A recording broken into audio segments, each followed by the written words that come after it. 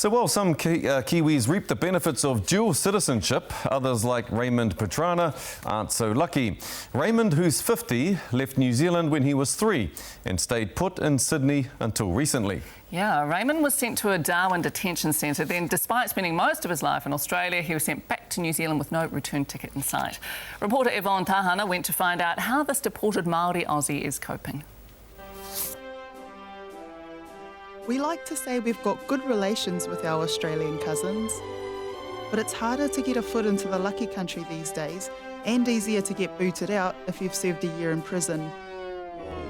Both governments need to take equal responsibility for the huge cracks that are forming here, because we're living in a black hole, because some 60% of New Zealanders who came after 2001 will never meet the criteria for permanent residency. It's too late for some. Ray Pedrana was a Māori who never wanted to live in Aotearoa. He left when he was 3. I honestly believed I was an Australian. And I knew I was born in New Zealand, but I've never left Australia or even left Sydney. So it was just a shock.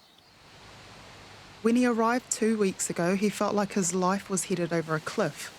He knew no one and there was every chance he'd wash up homeless.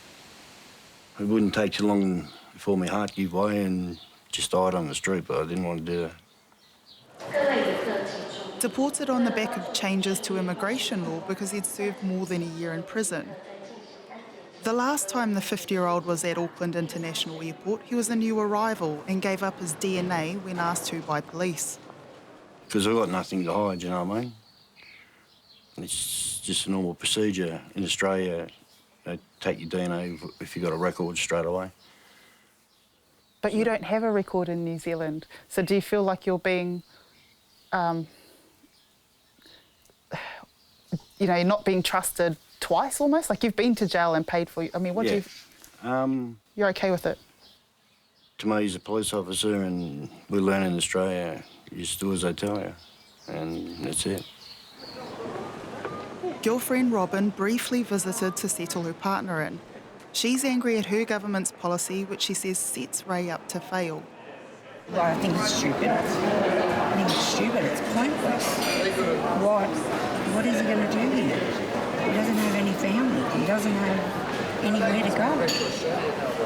So your government has to now pick up the pieces, and they're not doing it. They're not doing that at all. I don't think there's enough support when they actually get back. We were thrown in a backpackers and virtually left with $350. You've got to eat for that week. Plus he had to get all his ID. So that has to pay for birth certificates. So he arrived here with no ID, just his passport. His mum is from Bluff, but he doesn't know too much more about her whānau. An Aussie dad had no effect on his immigration status. Regardless, a lifetime of wrong turns led to this new life in Marae. I was in jail for driving a car without a licence and receiving stolen goods. I got 6 months for driving and 12 months for receiving. Been in and out of boys' homes, and I was a state ward. And I was institutionalised at a young age, and I got out in 2001 and stayed out until 2013. And driving offence and receiving was the only crimes I committed, you know. And I think the 13 years I spent in prison just drew it all out of me, you know. No sexual offending, no drug offences, assault police, assault prison officer, you know. Assault of men, not women. So, just what we call over home, just a common crime, you know. He has an appeal, but no date set as to when it'll be heard. But there are 2 reasons to get home. Yeah, Chloe D and Bay Leslie, they're 9 and 10. Chloe's 10, Bay's 9.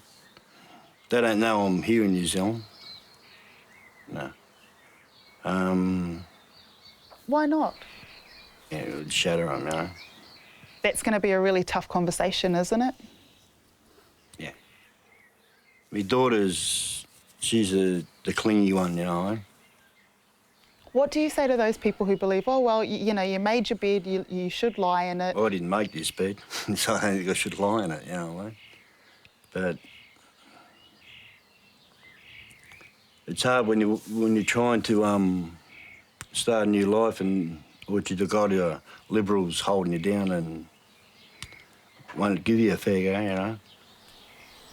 He had stints in 2 immigration detention centres before deportation. Dirty, disorganised, the hottest place I've ever been. You're lucky if you can sleep 2 days out of 5, you know. It's just so hot and cane toads everywhere, rats and... Yeah. He's not surprised by the riots that erupted on Christmas Island. It brought attention to their plight, but far from helping the Christmas Island detainees, this week's riot landed these 7, believed to all be New Zealanders, in more trouble. Detainees behind these wire fences say they're scared for their lives after clashes left parts of the complex on fire and guards scampering. It was on the cards because you get a lot of the, I don't know what they call themselves, emergency, people call them Ninja Turtles. You know, they intimidate and stand over, and I knew sooner or later they're going to come up against people that ain't going to cop it. You know what I mean? Because it doesn't happen to you in prison by prison officers, but it's happened by Serco, you know what I mean? Serco's a lot more callous than prison officers, you know, because they actually know their job and know what they're doing, where Serco wouldn't have a clue. He's been offered a lifeline by the kake whānau.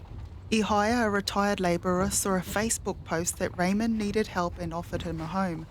Oh, what's that place? Wollongong, is it? Wollongong. Wollongong. They have a laugh. They're like comedy names out of a comic. I didn't think anybody was going to help a crim. You know, who really wants to help criminals? Getting someone that's made their life in Australia and just dumping them back in their home, back at start. And I just thought that was real terrible. There's also the possibility of a job. He's pretty much got that all sorted out. But my boy, Nutana, is looking around to see if he can get him a job in Auckland. Yes. He's the nicest man I've come across in my life. He's a gentleman, honest man. He speaks for himself, you know what I mean? I'm still in shock that I'm actually here, you know. It's such a nice place. It's like being at the back of Dubbo or somewhere, you know, and right out in the bush. But it's peaceful, it's nice fresh air. Doesn't seem to be any dramas around here, and it's not like the city, you know. He's starting to warm to the place, but the future's still uncertain. If worse comes to worse and I've got to stay in New Zealand, I couldn't ask for a better country.